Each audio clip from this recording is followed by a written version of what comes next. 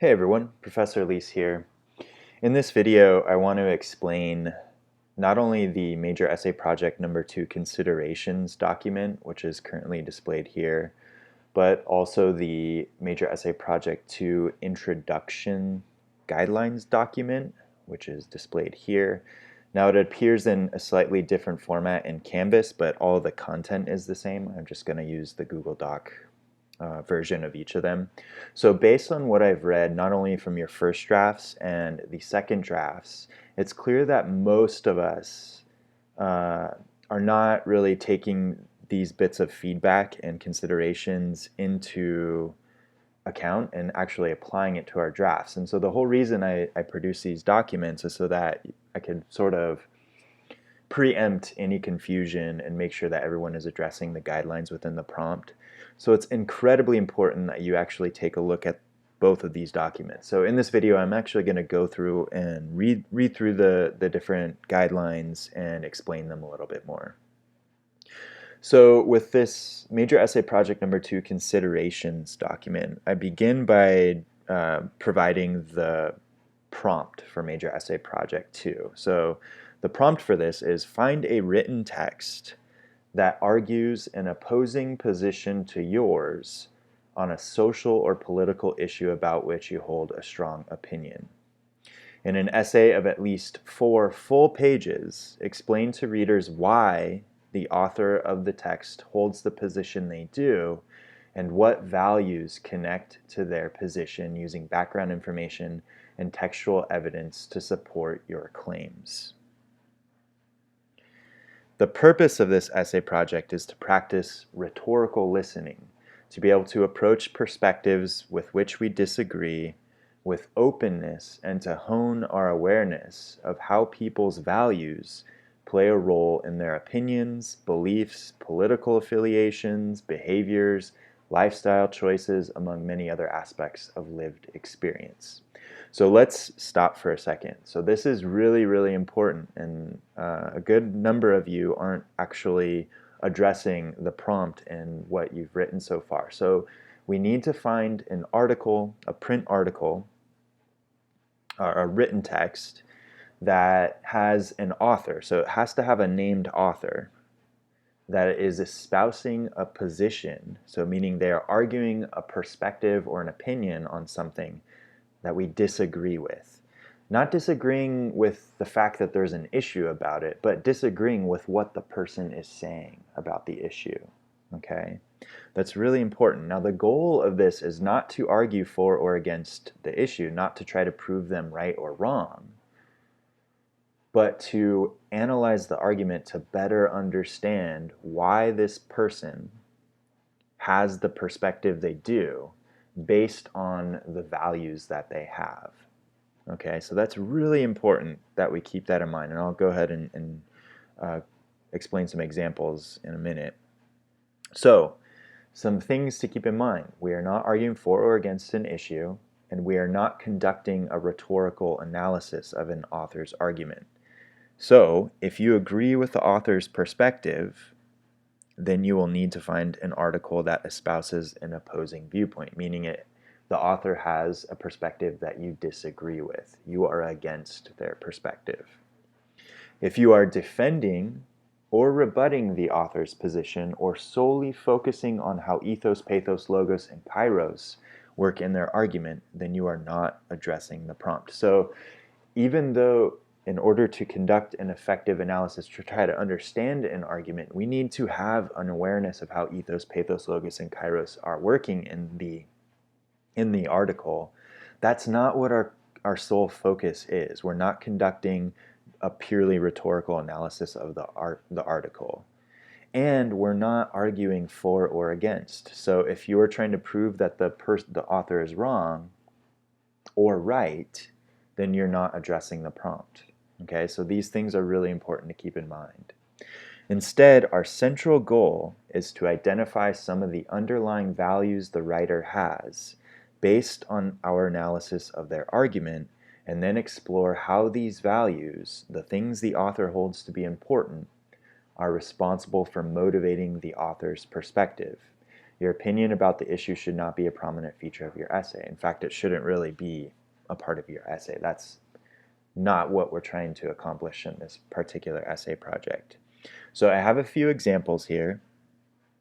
If a writer is arguing that pineapple does not belong on pizza, so I'm using a fairly innocuous example here, an underlying value that the writer might have is a belief that tangy and savory flavors do not belong together. This core belief is responsible for their perspective that pineapple does not belong on pizza. And so what I would be doing if I were writing an essay where that was my focus, I'm not trying to prove that this person is crazy for not liking pineapple on pizza. I'm trying to understand why they have this position based on the values that they might hold. And in order to kind of glean or understand what those values might be, you have to pay close attention to the argument, right? You need to be able to examine the points and the rationale that the writer provides for those points to try to determine, like, okay, what does this person value in the world that would motivate them to have this position on something? So I have another example. So when I was an undergrad in college, I wrote an article for the school newspaper espousing the view that people should return their shopping carts to the collection stalls rather than depositing them randomly throughout the parking lot when at the supermarket. And this is a perspective that I still hold to be true. I still practice. But if you were to analyze that argument, an underlying value you could determine would be a belief in personal responsibility. So that's up to you as the analyst of the argument to try to determine that. The author might not outright say that. It's up to you to try to glean what sort of evidence they provide to help you come to that conclusion. Another value might be empathy or consideration for others.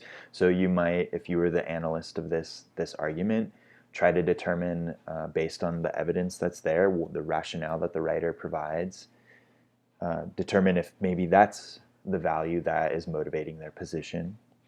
And another value still could be apprising of order and tidiness. So maybe just based on the rationale, you are identifying this particular value to be the motivating factor in their position, right? A belief that things should be tidy and orderly. All of these could be valid based on your analysis. You would then explain how those values are behind this particular perspective on the issue of returning shopping carts. And so in this essay, you would include evidence from the article to help you make that judgment, right? So I have more examples, and one thing that I'm noticing is many of you are not using this pattern for introducing your article. Now, this is a very effective, clean way of introducing a source in a text, and that is something that we are practicing here, okay? So if your introduction doesn't follow this, then I want you to repurpose it so that it does, okay? So that we're practicing this. I'm not saying that every introduction that you ever write from now on needs to follow this, but this is a new way of doing it that I want you guys to practice and be able to turn to in certain instances. So kind of keeping that in your writerly toolbox, right? So let's go ahead and read through this a little bit. Because the primary objective of major essay project number 2 is to analyze one specific article, there isn't a pressing need to make broad proclamations about the issue on which our primary source focuses. The most pressing need at the outset is to introduce the article itself to our readers so that we can begin our analysis. So let me just pause for a second. So if you're starting off with a broad statement about whatever the issue is, technology has been invented, or women's rights, or whatever the case is where you're starting off broadly, you're going to want to repurpose this so that you're actually just introducing this specific article. Okay, so to do that very cleanly, very effectively is, I've kind of created a little pattern here for you. So you say in, and then you provide the title of the article, and then directly after that you say, whoever the author is, you provide their first and last name, their full name. You don't need to say by. You don't say in such and such article by author. You just say, give the author's name. Claims, argues, explores, explains, advocates, whatever verb you want to use, that's fine, but there are several verbs that you can choose. But you want to have a verb and then provide a brief summary of the author's main point. She, he, they support this argument by, and then providing a summary of key reasons they have this argument. Now, I reduced this to just 2 sentences. Yours should be longer because you're going to need to include some of the key points. You want to make sure that you're providing a clear picture for your readers, because chances are your readers haven't read the article, right? So you want to make sure that they can go along with your essay without needing to read the original source, if that makes sense. This, of course, can be more than 2 sentences. In fact, to provide a detailed enough summary of the article, it should be more than 2 sentences. But your general introduction should follow the above pattern, okay? Here's an example of what an introduction might look like. So I'm returning to that pineapple on pizza issue. As you might have guessed, I, Professor Leis, enjoy pineapple on pizza. So this example, I created a hypothetical article that is arguing against pineapple on pizza, just for the sake of example. So let's read this. In Why Pineapple on Pizza is Disgusting, pizza-loving pineapple hater argues that pineapple should never be featured on pizza. Pineapple hater explains that pizza's cheesy and savory qualities are already superior flavor elements.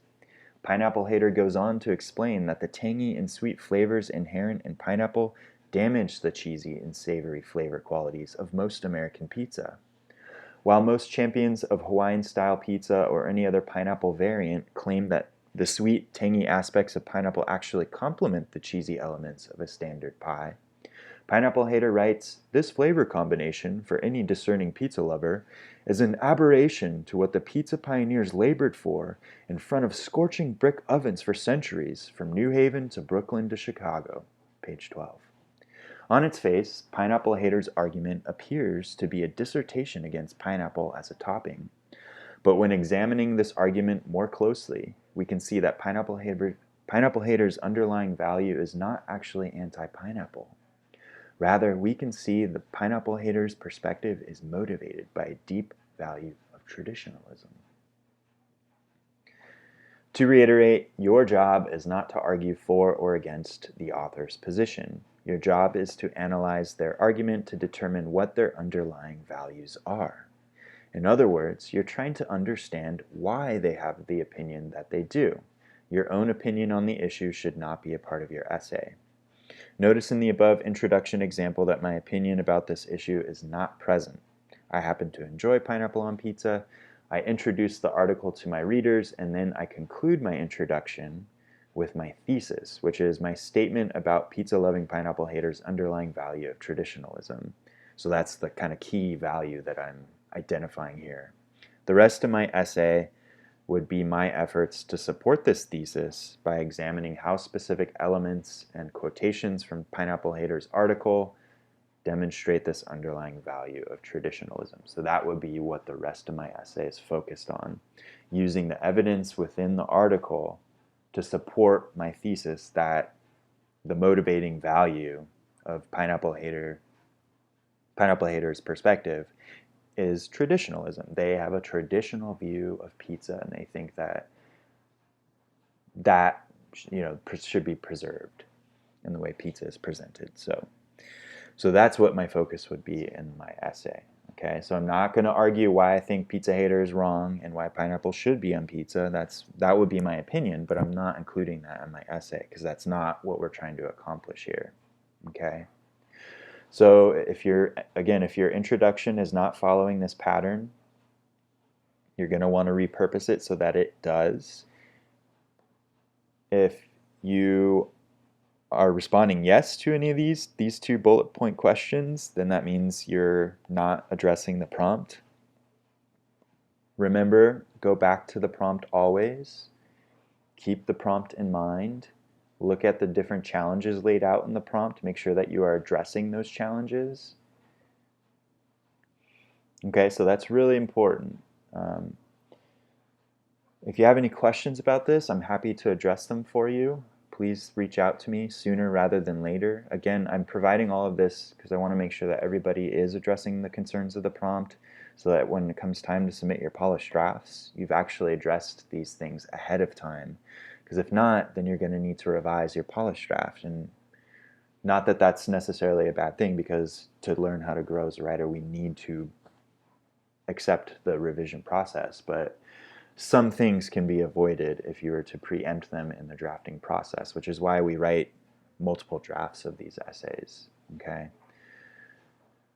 All right, everyone. Let me know if you have questions.